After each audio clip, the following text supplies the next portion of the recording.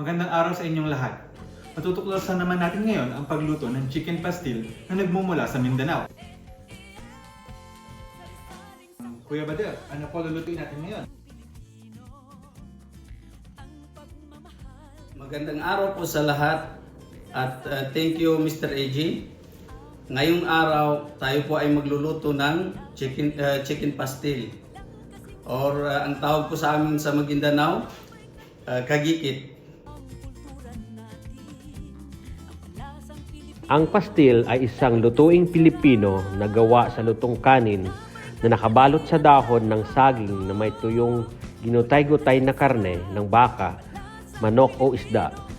Ito ay nagmula sa mga taga Maguindanao at isang sikat, murang almusal sa Mindanao, lalo na sa mga Muslim na Pilipino.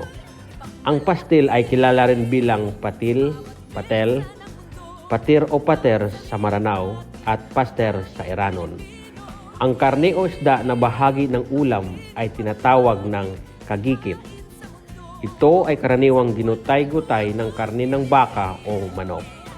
Ang karne ay niluto katulad ng adobo, ngunit walang suka. Ito ay pinakuluan at pagkatapos ay hinimay. Ang pastil ay katulad ng pagkain ng mga Pilipino sa hilaga o ang tinatawag na binalot.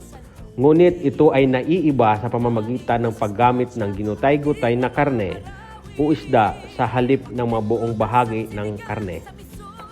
Ang mga sangkap na kakailanganin natin ngayon ay